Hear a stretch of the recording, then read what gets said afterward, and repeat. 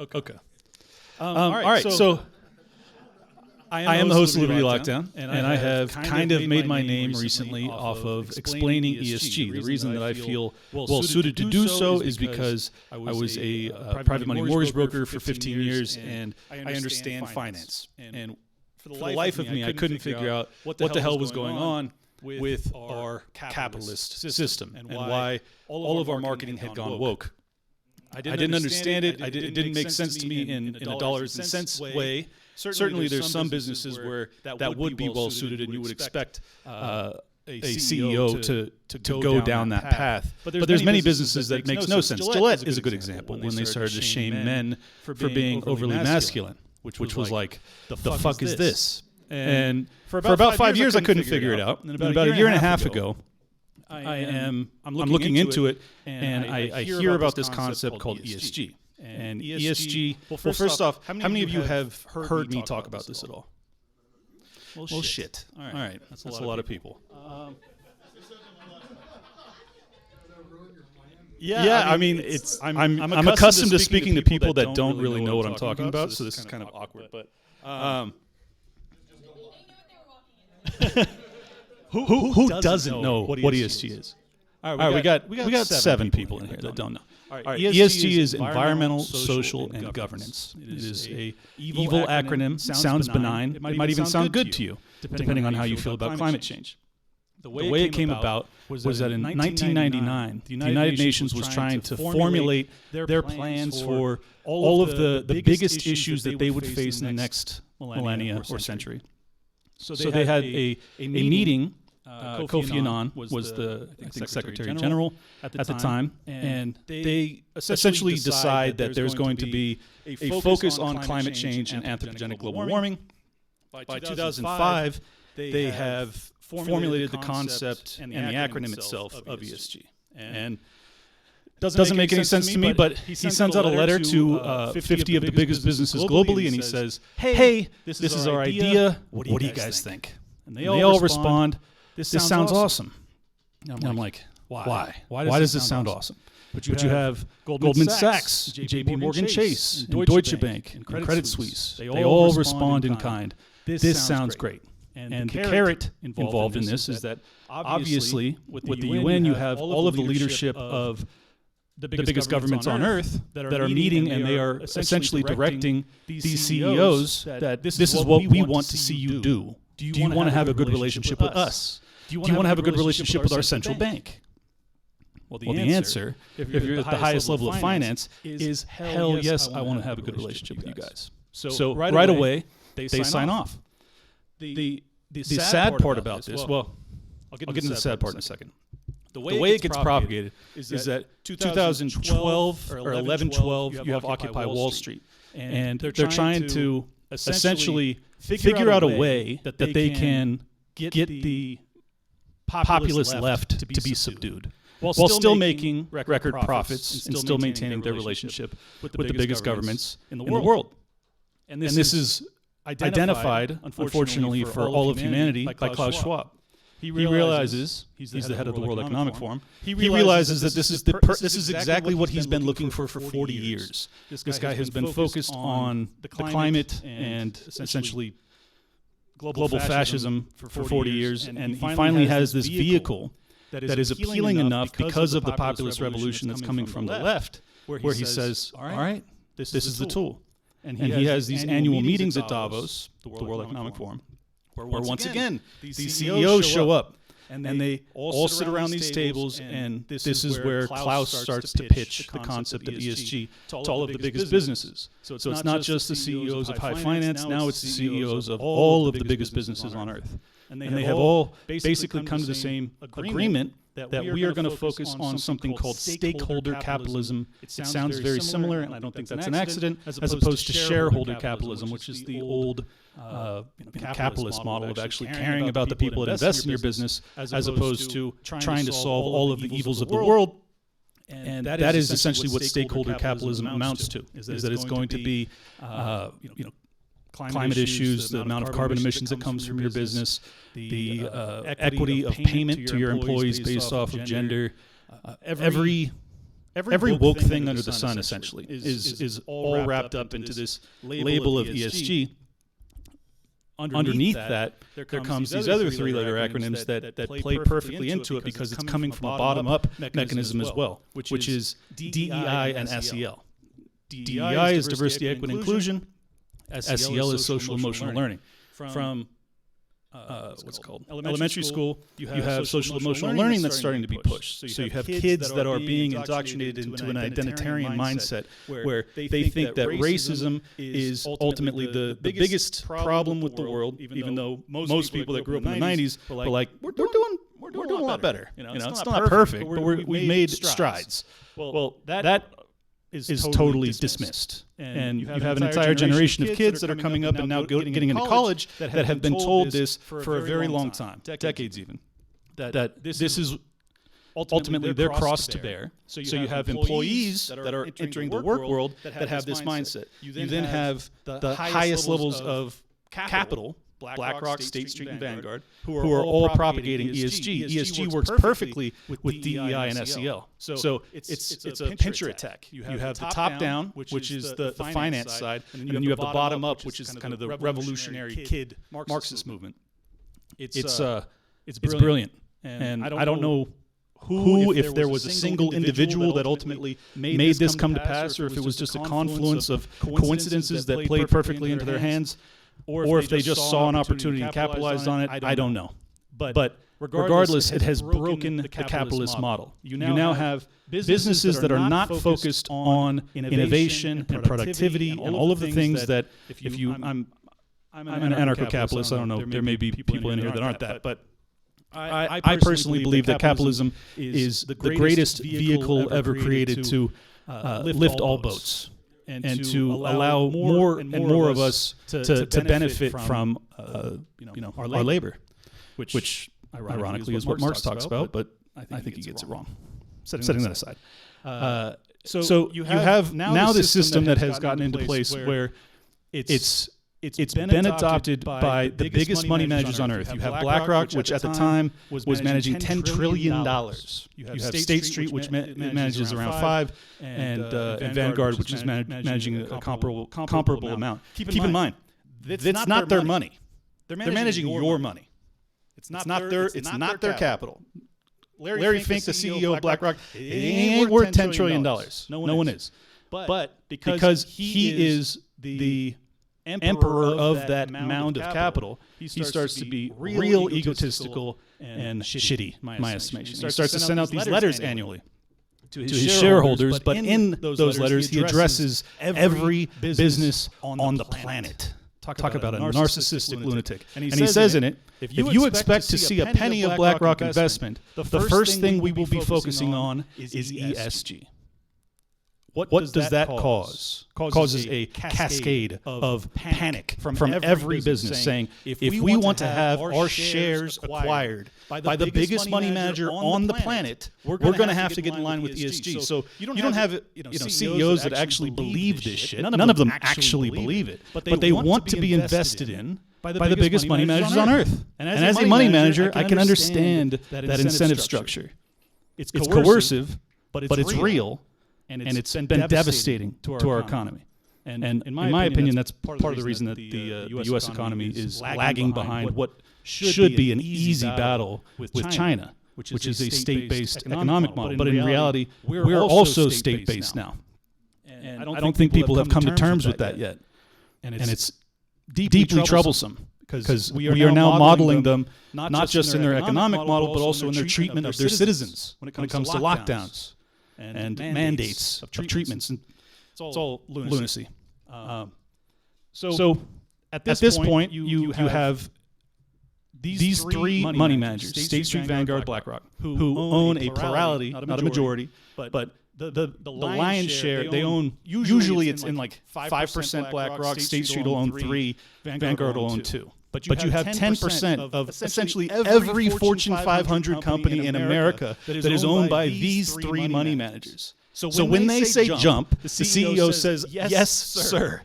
And that's what you've seen. And this is why businesses are no longer interested in pushing away their clientele, their customer base. They don't care. Gillette doesn't care if men go, well, that was rude. Why did you insult me and make me feel like I'm a rapist? Because it's just bizarre marketing strategies. But that's not the issue. The issue is that they want to get their ESG score elevated so that their shares get acquired by these money managers. So they will actually damage their business, their actual bottom line, because it helps their share value. You understand the conflict that's happening there? It's terrible. And it's every business in America and most globally that are functioning in this fashion. So yeah, now that I've scared the shit out of you, I'll give you some silver linings. Because of certainly not my work, I'm way too small time, but there has been a handful of people that have sounded the alarm on this, and we are now starting to see, unfortunately it's partisan in nature, but I'll take what I can get, GOP governors that are rallying together to push back against this. I think it was Louisiana that fired the first shot. DeSantis in Florida followed up, and now you have like 20 states that are pushing back, not just against ESG, but also central bank digital currencies. So it gives me a lot of hope that if hope and pessimism, because here's the truth. They're gonna realign and they're gonna come back. So like even if you crush ESG, they are still going to rebrand just as like Blackwater did, right? They don't go away. They just rebrand, and then you have to realign the public's knowledge of this matter. But it is still progress nonetheless. And I think that ultimately there's going to be an inflection point where ultimately the American people and the global population has to realize that they are being deceived when it comes to what ESG promises. And I haven't even made that clear yet, so let me explain let me steelman the ESG argument. E being environmental, S being social, which is like social justice, and the G being governance. And environmental is almost always specifically targeted towards carbon emissions. Social justice is, social justice, you know what it is. And then governance is usually like hiring practices, whether or not your employees feel safe to report you for being some unwoke asshole, shit like that. I'm not getting paid for this speech, so I'm just going to be profane. It's fun. Everyone's high in here anyways. It doesn't matter. At least most of you are. So you have the scoring mechanism is thirds. So it's environmental, social and governance. It's broken into thirds. If you have a score, usually it's north of 60 or 70, then there's the potential for you to be invested in by the biggest money managers on earth. And if you don't, well, then you have to get capital elsewhere, and that is usually much more costly. May come in the lending market, which is now drying up because the Fed has hiked interest rates at a clip that we've never seen in our lifetimes. So anyways, that's how it works. I'll end with this, and then we'll open up to Q&A, because I know this is a lot to digest. Fortunately, most of you have already heard this spiel, so you know what I'm talking about. I think that what we're going to face is, unfortunately, a very harsh recession in the not-too-distant future, because you just simply can't live off of borrowed capital, which not just the consumer, but our nations, all of them, have done because of the insanity of lockdowns and the broken supply chains therein. You now have trillions and trillions and trillions, and it's really quadrillions, ultimately, of debt that's lingering out there that is going to have to be rolled over in the not-too-distant future. And the vast majority of that debt is denominated in U.S. dollars. U.S. dollars are going to have to be rolled over from a quarter-point Fed funds rate interest rate environment into a 5% Fed funds rate interest rate environment. That is backbreaking. The debt carry for these people is going to be catastrophic. Because I was a mortgage broker, I understand intimately how interest rates affect the economy. And people that aren't, sadly, or asleep to the danger that they're in right now. And it's going to come very rapidly. Yeah, that's it. I've scared the hell out of you. I'm sorry. But the reason that there's a little silver lining in there is that I think in a recession, you will see many businesses that realize the error of their ways, that the State Street BlackRock Vanguard of the world and the governors that are pushing back against those metrics is kind of, once again, a pincer attack, a top-down and a bottom-up attack that may get them to reverse course in the interim, which may buy us some time. And allow, hopefully, for some legitimate capitalist, innovating entrepreneurs to rise up and fill the void of these crony pieces of garbage. That's my hope. We'll see. Q&A. What's up, guys?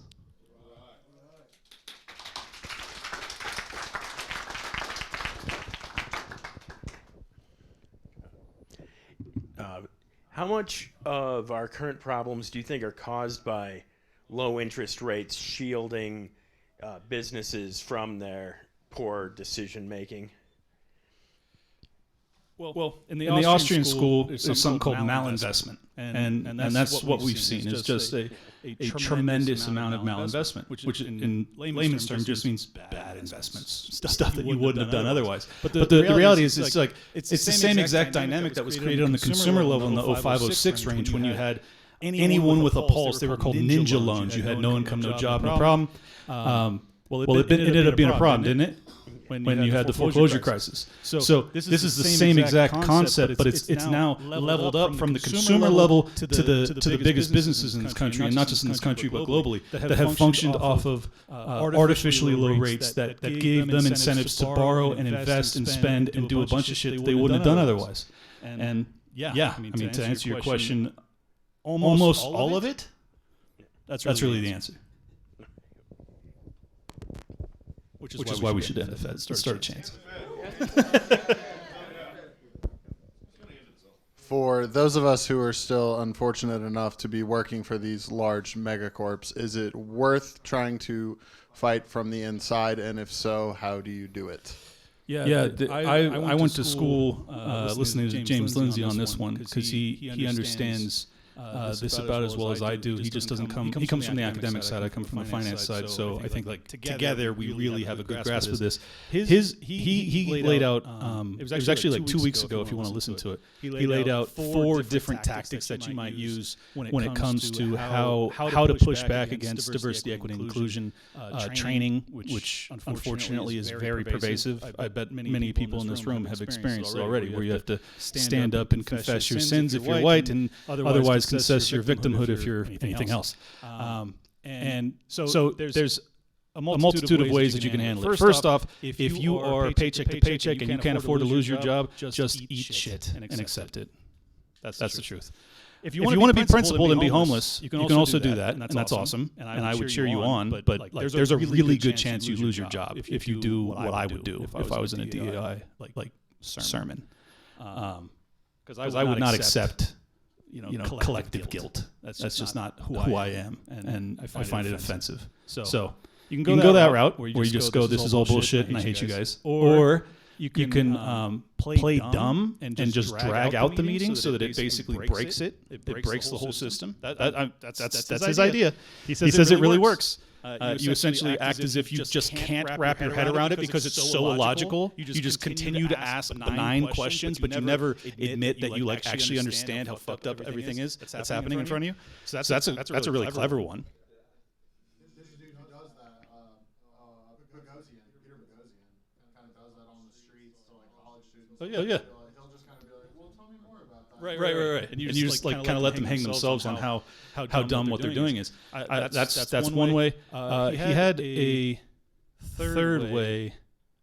Can't remember. It was basically within the inquiry, try and get them to admit the roots of their ideology, and if they can't do so, because that's pretty dark. Ultimately, it goes back to Paulo Freire and Marxism. That's really where this comes from. So if you can get them to start to talk about that, that would be really interesting. But I think most of them have no idea the actual etymology of their belief system. So that may be fruitless.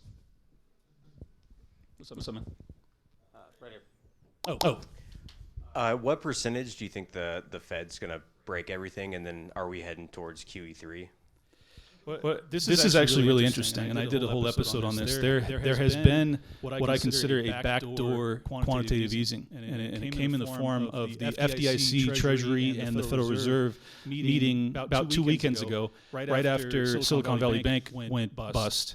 And what they rolled out was loan guarantees to the FDIC to ensure every depositor of any amount of any so like normally FDIC insurance is $250,000 per depositor. Well, now they've put basically they've removed that cap if you are a systemically important bank. That's a very key thing to add there because essentially the way I read it is that Silicon Valley Bank was kind of their threshold. That was their cutoff, and they were basically saying any mid-size or smaller bank is on their own.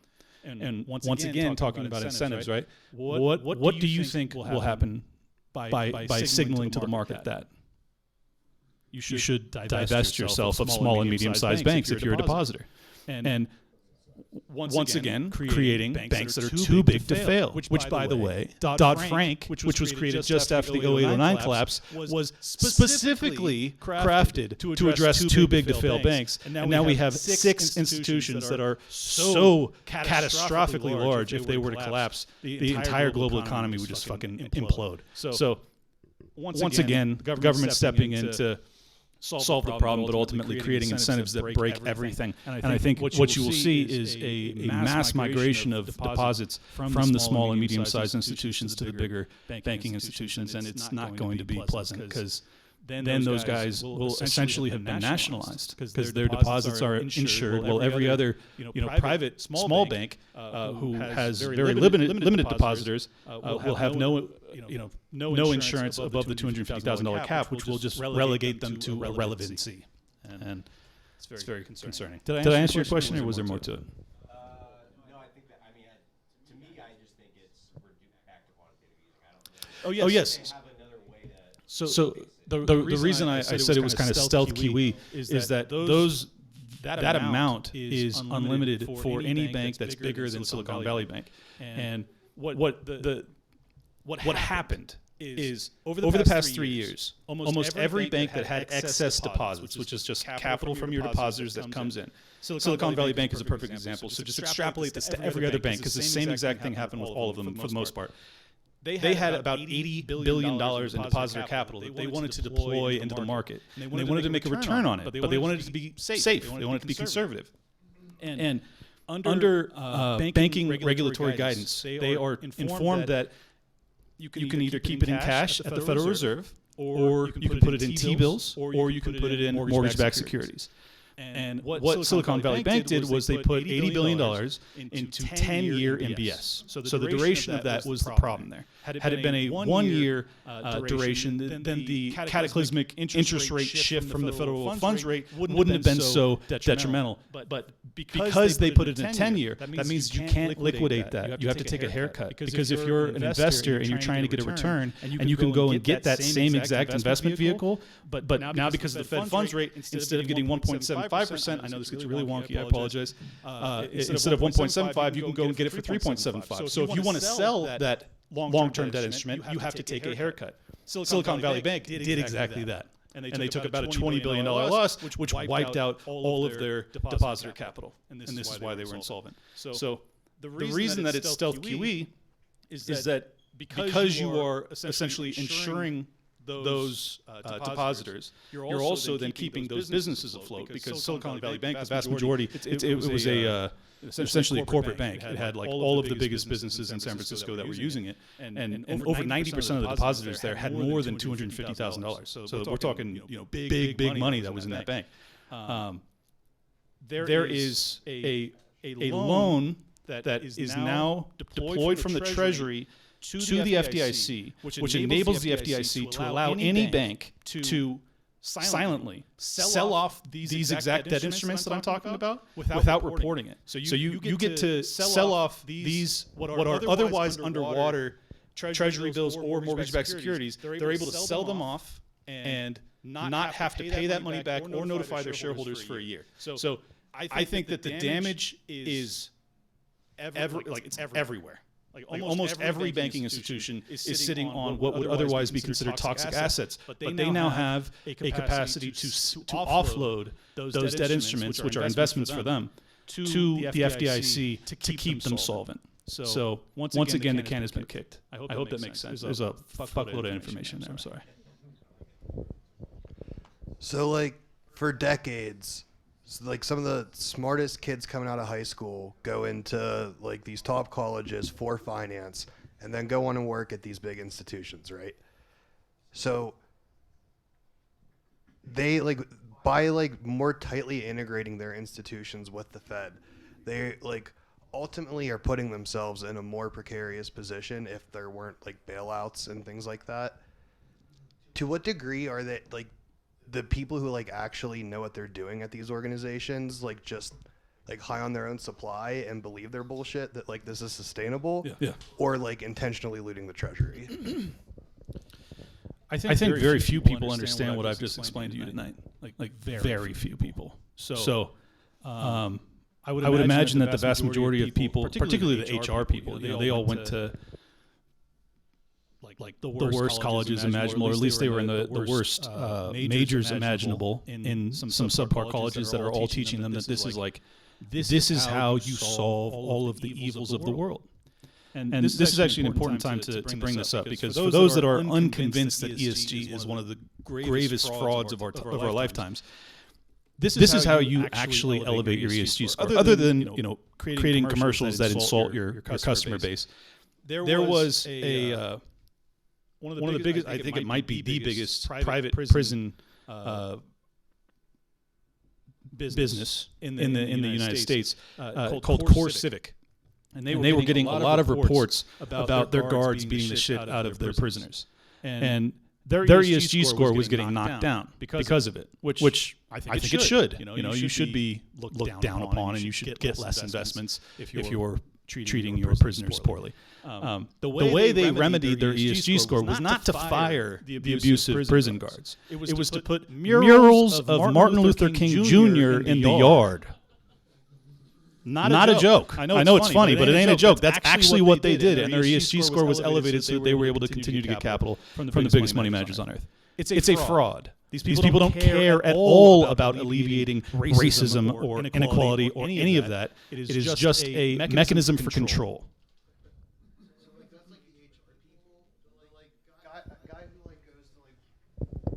The guy, like, that's like the HR people. The guy who like goes to like some Ivy League finance program and then is working at Goldman or something like that. Mm-hmm. How many of those people do you think like really know where this is headed? Most of the guys at Goldman aren't that smart either. Okay. I've worked with, because I was a private money mortgage broker. What that meant is I worked with some of the wealthiest people, private people that wanted to invest their capital, their life savings. And none of them wowed me. Not trying to be narcissistic or anything, but it's just like they're not. They weren't hot. There's this belief that like because you went to Ivy League, or because you work for Goldman Sachs, or because you have wealth, that you are light years ahead of everybody else. Most of these people are not impressive people. They comply and they pass tests and they kiss the right ass. Like they're not. Yeah, they're certainly a standard deviation higher than the average person, but like that's also not impressive. So yeah, most of them know. Most of them don't know what the fuck they're doing, and those that do are like really evil pieces of shit. Yeah, that. So is this a phenomenon that's only like U.S. based, or I know the old world in Europe is also on board because of the WEF, but I mean I can't imagine Africa where wasting capital on ESG would really make a huge difference in the bottom line. I would imagine these countries don't give a crap. I'm so glad you brought that up. So can you talk? Yeah. This is great because I had on Alex Gladstein who schooled me on this. Basically, the mechanism by which ESG is being propagated to nations that are disinterested in it is through the World Bank and the IMF. So once again, it is the titans of finance that are able to get the leadership of these nations that have otherwise impoverished or not super successful economies, and they say, "Hey, we'll lend you this money." But we're going to need you to make sure you focus on this ESG stuff. And you're like, we're a mono-ethnic society. Like, what are we talking about? ESG, right? But it's the same exact tool. And it's really just this is my honest opinion, is that at the highest level, the people that truly do understand what this is about is that it is about getting every nation in lockstep, moving in the same direction, and it has, and really wokeness is just how they convince the people that it is to their benefit. But in reality, it's just about a command and control. You're able to get every nation, focus on issues that are otherwise not very relevant, and all moving in the same direction, and all behaving in the same fashion. Well, you end up in what I consider communal fascism, which is like global fascistic empire. But it's no longer a nation that's doing so as much as it is like the World Economic Forum. Those people are not interested in national power. They just utilize it for their own means, and that's what I think this is ultimately about, is kind of having a mechanism by which you can circumvent not just the Bill of Rights, but any constitutional rights that are guaranteed to people in any nation on earth, because you're now going through private business to accomplish your evilness. Same exact mechanism by which you can apply pressure to the biggest social media giants out there when it came to like FBI and the CDC and the DHS that was telling Facebook and Instagram and Twitter and YouTube and everybody else, like these are the things that must be censored. That's the same kind of coercive mechanisms that are being utilized, but on a much broader scale. So I believe these three big ESG companies mostly invest money from private pensions like 401k. Yep. I have 401k in my company. Can I change my 401k investment to avoid these ESG companies? Do we have any alternative companies, investment companies, which do not follow this ESG agenda? Yeah. Vivek Ramaswamy, who's running for president, he created what's called Strive Capital Management. Strive Capital Management, where they are promising to essentially focus on get back to basics, where they're going to not focus on this ESG garbage. I don't know if Vivek's the real deal, so please do your own due diligence. Do not take my word for it, but that is one money manager that is rising up, that's trying to compete directly with these lunatics. So I hope he's the real deal. We'll see. Strive Capital Management. All right, so I'm going to cheat. I have two questions. That's fine. The first one is, which bubble or which industry do you foresee kind of probably failing first? I'll start with that. All right. So it's kind of anybody's guess because the FDIC insurance bailout vehicle that they created kind of makes me think that perhaps the banks may hang in there and allow some of the other industries to collapse first. You got to understand my bias here. I spent 15 years focused on the real estate market. I think that the commercial real estate market is extraordinarily weak. Not the single family, but the commercial.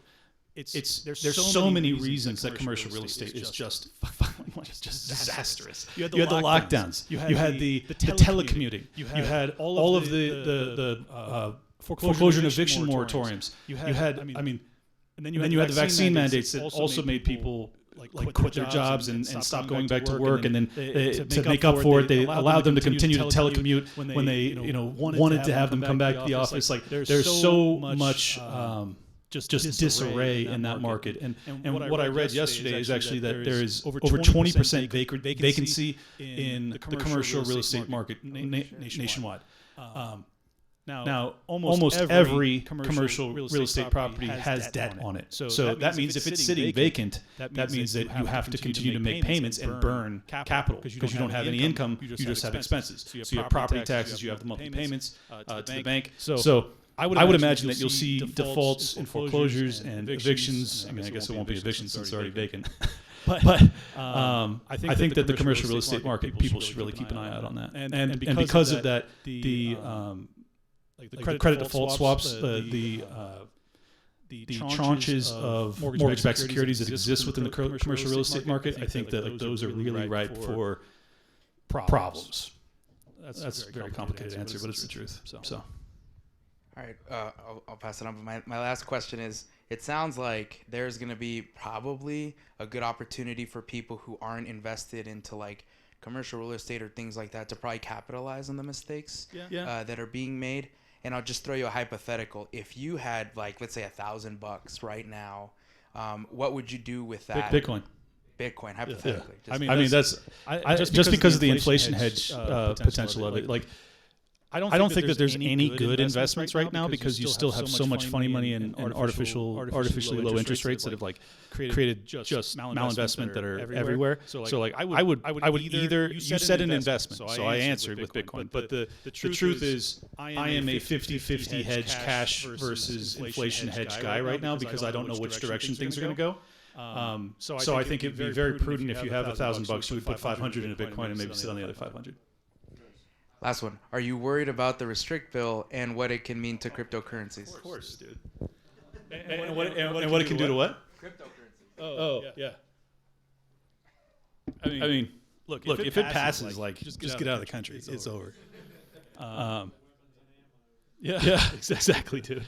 So I don't think it'll pass. I don't think it'll pass because I can't imagine that they would be that brazen. But you never know. They locked us in our houses for fucking years. So like, everything's on the table now. But man, it is horrifying. I read much of it yesterday, and I was like, this is just so crazy. So yeah, cryptocurrencies. I mean, cryptocurrencies would be driven into the black market if that happens. That doesn't mean that cryptocurrencies will die. But it does mean in the interim that you would almost certainly see a massively bear market, and you would have to find ways to acquire it without using capital from your bank. Not going to be easy to do. So you might want to be preparing in that direction now. Not your keys, not your coins, that whole thing. What was the name of the bill? Restrict. Senate Bill 686, I think. They're pretending it's about TikTok. Yeah, it's a TikTok ban. It has almost nothing to do with TikTok. It's horrible. If you're a parent, you can actually take your phones away from your children and not let them. It's not that bad. I know it's impossible. You need the state to come into your... Yeah, people are crazy. So you mentioned you definitely, or you're pretty sure you see a recession coming in the future. So my questions kind of revolve around that because you also mentioned the can being kicked down the road with the recent remedies with the banks. Yep.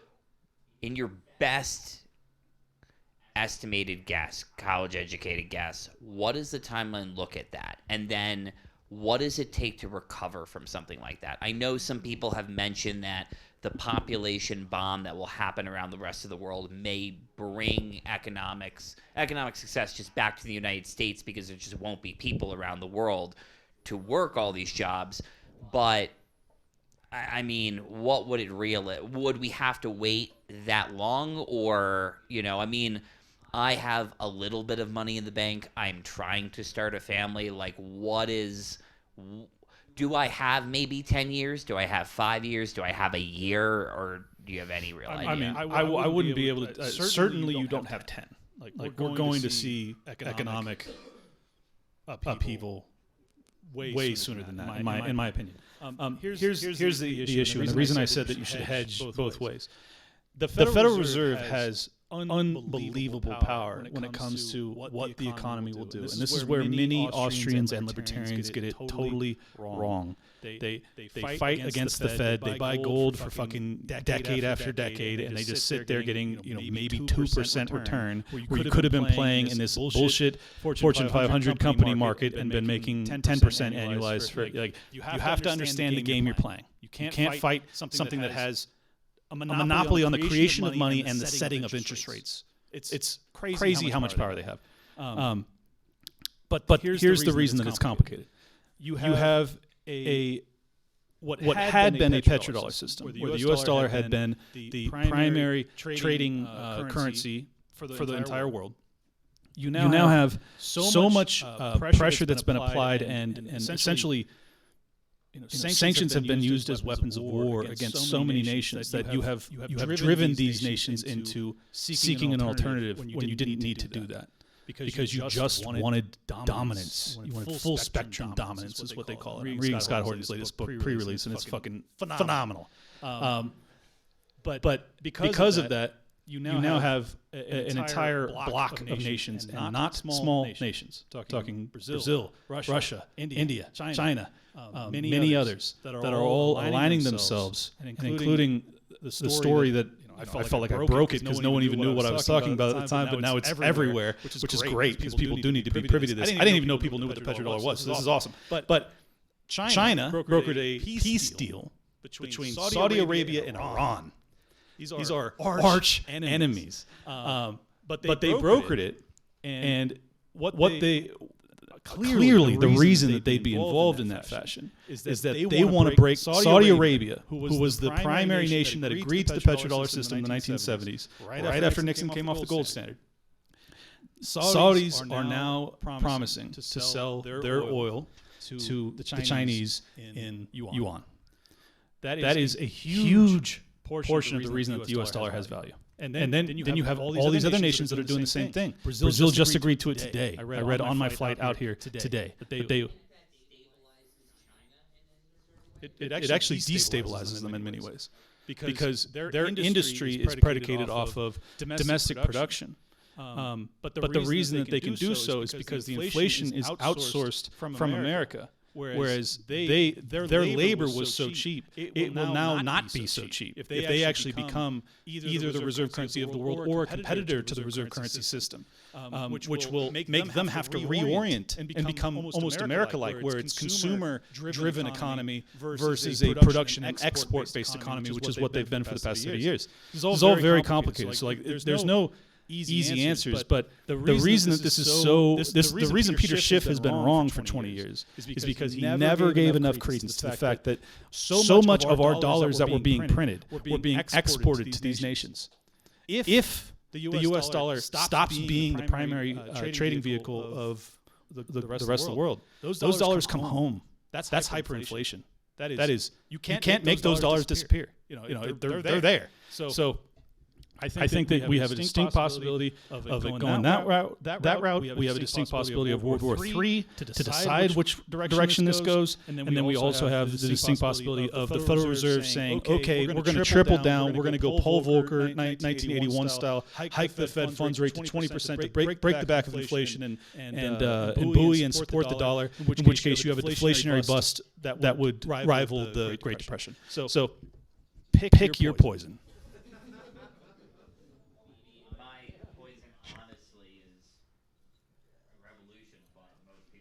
All right, let's fucking do that, dude. That might be worse. All right, question for you. So my company's actually pushing that DEI stuff pretty like hardcore. Yeah, where most are. Yeah, we have to put our signatures and stuff and pronouns and all that good stuff. You got to make a declaration that you're not a scumbag. Right. So I guess I'm pretty brown. Is there any way that you foresee me weaponizing my brownness into helping destroy the... Oh, dude, hell yeah, because the HR person is almost certainly lily white, and they're just going to be sitting there going like, what am I supposed to tell this Mexican that won't get in line? Or, I don't know what nationality you are. Okay. So yeah, I mean, you have. I hate to look at the world this way because this is their framing, not mine. But let's just be honest. You have a particular set of skills that can, be very advantageous in this time. So yeah, you can just say, look, I find this all deeply insulting that you're implying that I'm a victim. I live in blah blah blah. You can frame it however you want. So yeah, I mean, you could be a real asset to the other people that are white and horrified in that room.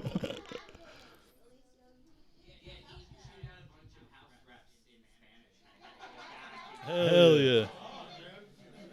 Bien. Okay. Last question. You've kind of already covered this. But do you think this is the big one that libertarians have been predicting for decades? I do. Do you think we're going to actually see mass inflation? Are we going to see $1 million Bitcoin like Balaji's been predicting?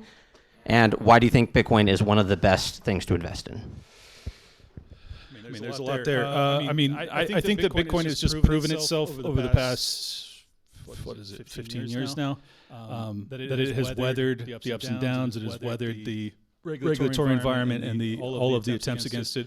Most of its competitors do not have a hard cap on the 21 million amount. So like fuck all of those. That's my honest opinion. I hate all of those because that's not what Satoshi was trying to fix. Whoever he was, or they, yes, or she.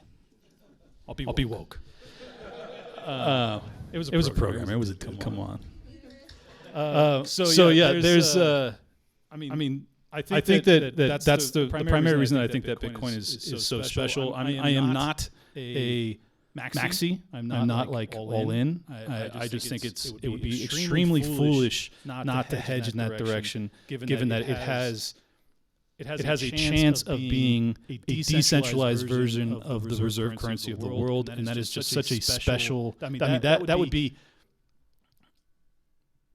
All of this negative stuff that I've talked about tonight, that would offset all of it if we could just fucking have free money, man. It would be such a big deal. Obviously, all of the powers that be are going to do everything in their power to destroy it, and they might succeed. So that's another reason I'm not a maxi, because it's like you're up against some real powerful evil pieces of So that's why. Sorry, what was the other question? I personally think so.